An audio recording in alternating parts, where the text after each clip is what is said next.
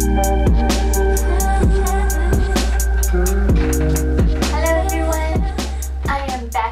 now with my series about how to create a pattern collection. Last time we talked about how I collect my inspiration, and this time it's all about the sketching process and starting to draw. This is where the real fun begins, because I'm going to take all of my ideas that I have from the computer, in my brain, you know, everywhere, and smush them together, all the colors that I want to choose, all the motifs that I want to draw, flowers, frills, maybe a little bit geometric patterns, slightly, I don't know, we'll see what happens, you know. And I also, in this video, want to teach you how I create patterns by hand. There's a few ways that I like to create patterns. I like to draw them by hand, the way that they're going, like, for real by hand. I don't know how to explain it, like with using so that they stick together perfectly. And another way I like to create elements that are separate, like I'll draw little clusters of things, and then in the computer I will arrange them into a repeat pattern. But today I wanted to show you how I create a seamless half repeat pattern by hand in a traditional sense, if that makes sense. I have some examples of two patterns that I've created before, such as my magical birch tree forest. All I do is I take two pieces of paper that are the same size, and what you do is you start drawing on one, and then you make sure that everything that you draw continues onto the other paper at the bottom, and then same thing on the other paper, everything you draw continues onto the bottom of the next paper. Everything that's on the sides, you draw it on the sides, right? You draw everything that's on one side, you continue it onto the other side of the paper, and then vice versa on the other side. And this way, if you do that, it will seamlessly fit together, and it will be a perfect half repeat pattern.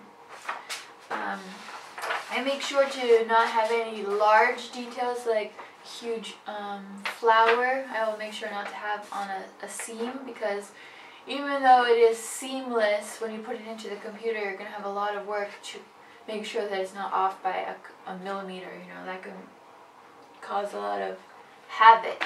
So if you make sure that only smaller details are on the edges, it will make your life a lot easier when you go to put it in the computer. But this is a really easy way to do a half repeat.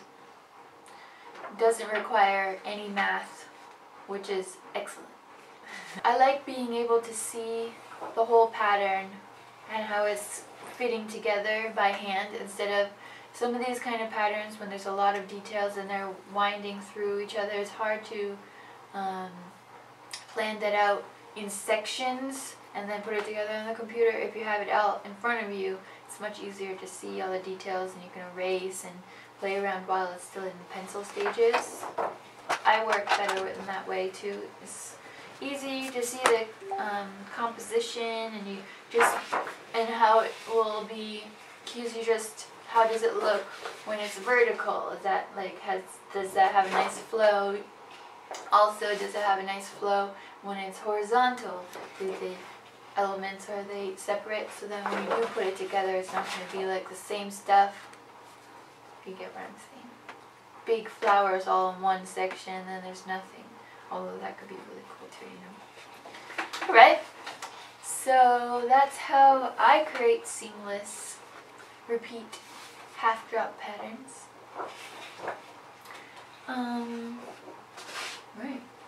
So then I got two new pieces of paper, and I'm excited to fill them. Hey, so now that I am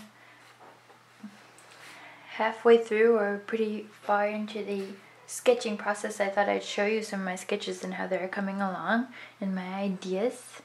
So here's my main viney floral that I'm fitting together and I'm adding all the little frilly details and making sure to move it around a lot so that I find where the composition is going to look best and all that stuff. Adding lots of leaves and tiny flowers, and I want it to be very delicate and stuff like that. So that's the first design, and you'll get to see more of the process of that later. Then in my larger sketchbook, I have created these, but I forgot that I was only going to do the sketching phase, and I inked them out of, so here's a little peek at my inking process too. So I did some individual flowers, and I thought that could be an interesting way, and it could be like pressed flowers like in a notebook. That's what I was thinking. So that's another one. And then previously, quickly I said I wanted to do something a little bit more abstract or geometric. So I brought my ruler out, my compass, and I did one diamond pattern with a simple 1700s inspired print. I tried to look at a lot of old 1700s patterns, so I created these, and then a little smaller detail one, and then a round like clover formed one with simple vines and flowers. And so these are very simple, and I see these as being as a like accent fabrics, or could be very nice as wallpapers as well.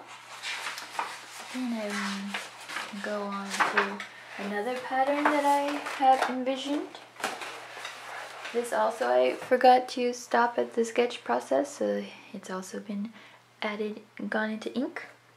But this one will be interesting. I wanted to also create it as a diamond pattern. I saw that as a theme when I was doing my 1700s research. So I'm gonna use these elements to create a pattern later in the computer. I also sketched this one with a flower garland. So I did one garland of flowers, and then one larger group of flowers and a smaller. I think that this one will be nice to cluster around and create a nice flowing simple pattern in the computer later. And then finally I did another sketch for another floral pattern.